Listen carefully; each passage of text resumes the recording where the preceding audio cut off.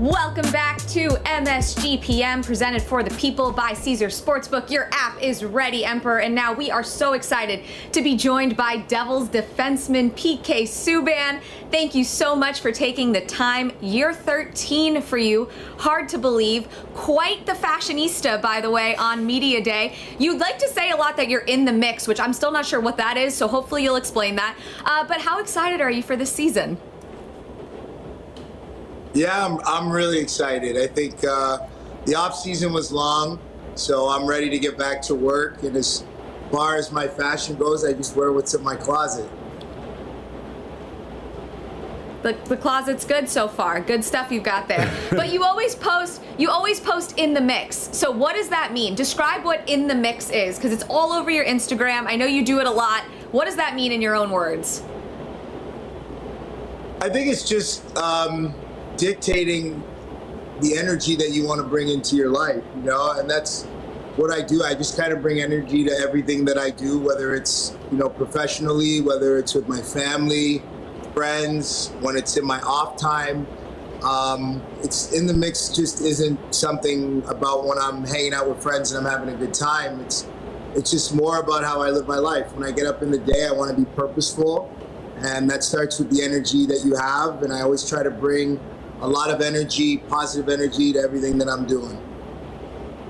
You know, PK, you said that you had a pretty long off season, but you weren't sitting around doing nothing. I mean, I saw you on Instagram, and you look a little swole over there, bro. Like, I know we call Saquon around here Saquads, but look at them pecs, boy. We might start calling you. Oh no, you're not.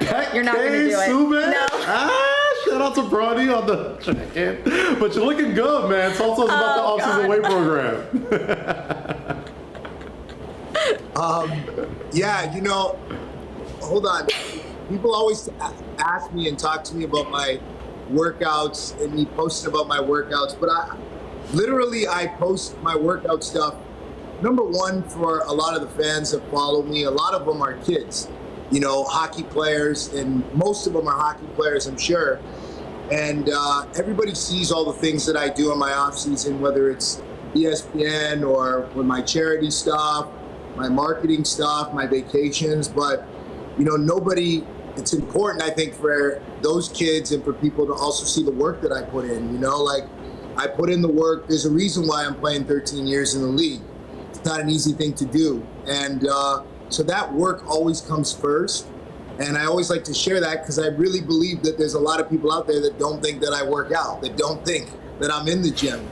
You know, I spend a big part of my day, a fair share of it, either in the gym, on the acupuncture table, on the massage table, or in the cold tub. So, you know, that's what I do. And I just try to share it. It just so happens that picture I didn't have a shirt on. I don't know what happened to my shirt. I don't know where it went, but I definitely wasn't wearing that picture. PK, if I was doing the workouts you were doing, I wouldn't wear a shirt either. I'm like, listen, you gonna get all this work. You're gonna see these pecs, you're gonna see these abs. So I'm not even mad at you, brother. Do your thing. I'm not mad at all. Yeah, keep doing you. Let's talk about some of your new teammates. The Devils added both defensemen Dougie Hamilton and Ryan Graves. Some veteran presence to that blue line, some leadership as well. How do they fit in the mix on this Devil squad? Well, I think first and foremost, they're great guys. You know, just the past couple days, being able to spend with them. It's actually been about a week since I've been back in Jersey. We've been skating before training camp, and obviously the first 2 days of camp, and just getting to know them. They're great guys. Gravesy playing in Colorado, playing on a really, really great team there. You know, so hopefully he can bring some of that experience of playing with some all-star players there. And now he's going to be playing with Husey and Nico, some guys that are going to become superstars in this league pretty soon. And then with Dougie, obviously, you know, there's going to be a lot of pressure on him, but he doesn't have to take on all that pressure himself. You know, we have a capable defense now, and, you know, he's obviously going to take on a lot of ice time, a lot of responsibility, but he's got the support of everybody around him, including myself. And I think that's important. And I know Dougie knows my brothers and so on and so forth. So there's that relationship there. But I'm very happy about it. You know, the past 2 seasons playing in New Jersey have not been easy. You know, if you look back at my career, I'm used to playing in the playoffs and being on competitive teams. And I thought last year we took a step forward. We definitely didn't get outworked, but we want to be back in the mix in terms of being in the playoffs and being able to contend. And I think those guys are going to help us do that. You know, you talked about, being used to being in the playoffs and taking those steps forward. A lot of those steps forward came at the hands of your two young centers, Jack and Nico. And with your 13-year experience in the NHL, talk about what you tend to give to these young players to help them get to those accolades, like being in the playoffs and playing postseason hockey. Yeah, just my work ethic. I'm a workhorse. I want to go out there and work hard and show that I want to let my work ethic do all the talking for me. But with those guys, obviously my personality. I'm a fun-loving guy around the room. I try to keep things light. I try to bring levity to the game. Obviously, to be a competitive team, it takes focus. But at the same token, guys got to feel comfortable. And, when I think about my early years in the league, it wasn't a military situation for me because that wasn't going to help me learn. That didn't mesh well with my personality. I needed to have the Hal Gills and the Scott Gomez and the Brian Giantas, the guys who could add light to everything, because there's so much pressure in this game. There's so much pressure to perform. And I think as a veteran player, they don't need that added pressure from you. They need you to be there to support them and help them and move things along. And that's all I'm trying to do is lead with my work ethic first, and then provide that support that they need, because they're going to need that support. They're great players. They're going to be superstars in this league, but hopefully I can be a good support system for them as they get there.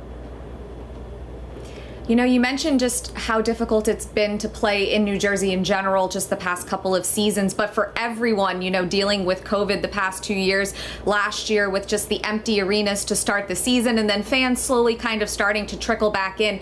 I know you feed so much off of the atmosphere and that energy that it creates. And I remember watching you against the Rangers this year, and you were hyped, when the pregame music would play, but does there almost feel like a different, I don't know, just energy around the room, knowing that we're kind of returning to normalcy here, and that you guys are going to get a chance to really show what you can do on the ice, but have the full support of your fan base and really be, I guess, engaged with everyone?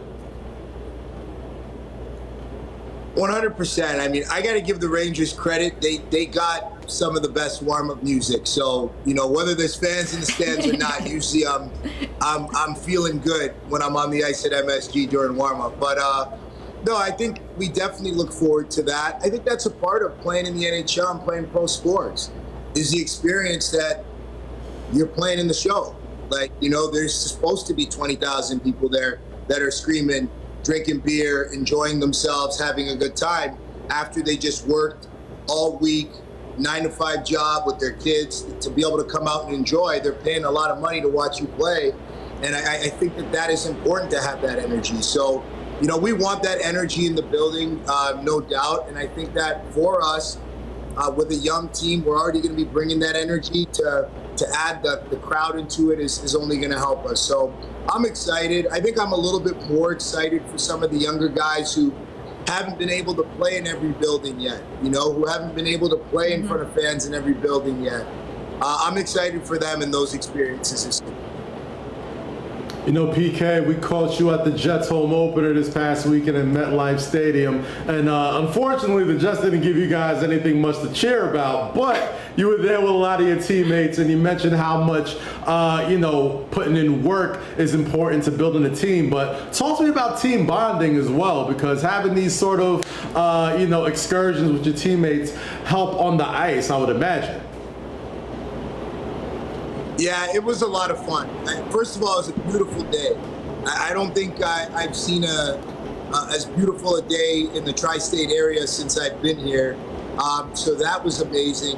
And you know what? For the guys to have friends there, to be able to be there with your brothers, guys you haven't seen in a couple of months, it was definitely special. And I think it was a great way to start. And I got to give credit to our captain, Nico Hischier. Shout out to Nico for setting that up and getting that done for the boys. Not only did we go to the game, but we took a bus to a restaurant. We had dinner after. It was really, really well done. And that's the culture that we have in New Jersey. And kudos to Nico, who's a young captain, being able to do that. And not just him. I know that Jonathan Bernier stepped in and helped out as well. But for our leadership group to see the young guys step up and understand the importance of that, it's really important. And I think, as the league has sort of evolved a little bit here and it's gotten younger, sometimes that's lost a little bit, the team camaraderie part about going out with the guys and, sometimes having a couple drinks or having dinner or whatever it is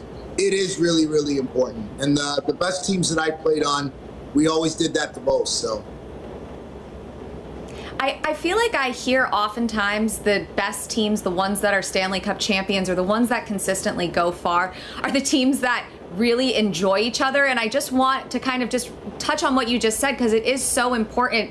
You don't spend time with anyone like you spend time with your teammates during the season. And to be able to kind of enjoy being with one another off the ice, whether it be in different cities, like you mentioned now this year, getting to go try out new restaurants, that really does help bring everyone together, doesn't it?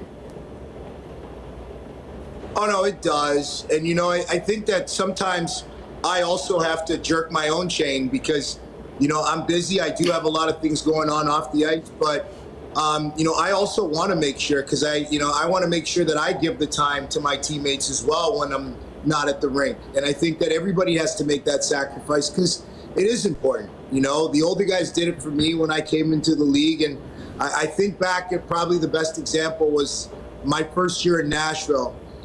When we went to the Stanley Cup final, we had a rocky start and our team bonded, man. And I'm still friends with a lot of those guys that I played with on that team. And it was just a special year. It was really, really special because of how connected we were, how we got along. I mean, when we went out to dinner, there were 22 guys there. There weren't 5 or 6. It was our whole team. So, that's really, really important. And it does make a difference. It really does. PK, you are the co-chair of the Player Inclusion Committee for the NHL, and I remember several years back, I think back in the Adidas store, the Foot Locker store, we had to sit down and we talked to the Harlem Rangers, I think, about bringing hockey to communities that aren't just, where you expect it, and especially in the inner cities. So elaborate on that. Talk to me why just player inclusion is so important, not just in most sports, but especially in the National Hockey League. Well, I think it's important because of the tone that you want to set. We have an opportunity to set a tone in the game of hockey that doesn't just apply to the game of hockey. It applies to communities, it applies to workspaces, and I think that the NHL is the biggest sports platform for hockey in the world. And, we can set the tone in a big way for our peers, for other sports, for people that are fans of ours. We can have a huge impact on communities across the world. And I think that's got to be the goal, is you want to have the biggest impact that you can have as a league. And obviously this is a league where everybody's making a lot of money, but I think that there are things that are bigger than just the shield or bigger than the check that we get at the end of the day. And I think, taking a step forward and doing that, I've always felt that way. I've always wanted to make a difference. I think that this opportunity, though, has never been presented since my time in the league. And I think it's really important for us to jump on this opportunity and make the best of it, but not make the best of it in the moment, really buy into where we are right now in the world and what type of world we want to live in ourselves, our friends to live in, our kids, their kids. I think that's so important. And we want everybody to feel equal. And it's important to build bridges as well. We want to build bridges and bring people together. Like, I'm all about that. And I think that with the PIC, hopefully we can accomplish that. There's a lot of work left to be done. And, we have to get the ball moving. But I think that, I think that we're headed down the right path.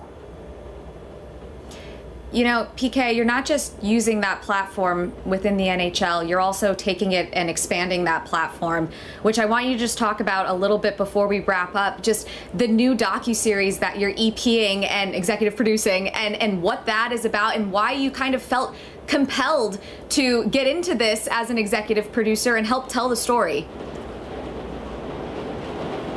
Well, my dad first, before I get to that, my dad used to tell me that patience and youth don't go hand in hand. So if you're young and you can exude some patience, that it may serve you well.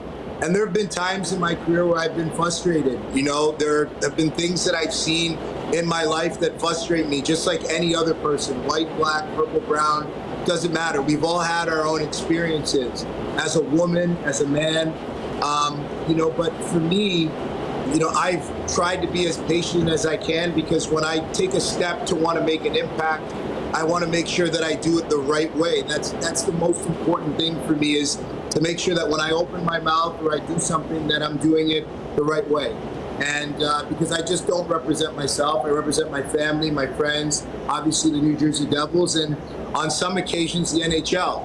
So I think that this was a great opportunity for me to do something that is so authentic to me. I mean, this is what I've lived, right? Growing up as a black man, but a black hockey player in Canada, you know, I've lived this. So to be able to now take and tell some true stories on Black history in Canada, and be able to share that with people, not just in Canada, but across the world, and share it in a way that's educational. You know, it may make people uncomfortable. There might be some things that make people uncomfortable. That's fine. That's all a part of learning.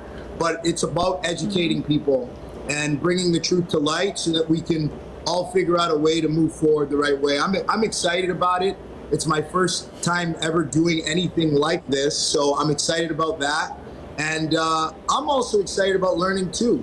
I mean, I've learned so much about the idea. There were so many things that I didn't know about Black history in Canada. So, you know, all I can speak to are my own experiences, but through this process, learning about other people's experiences before me is what's truly humbling, and why this needs to be done. PK Subban, the one and only Subanator of the New Jersey Devils. Thank you so much for joining us on MSG PM. Congratulations on that project. Good luck this season. And New York City, don't go anywhere. Michelle and I are landing this plane known as MSG PM right after the break. Don't go nowhere.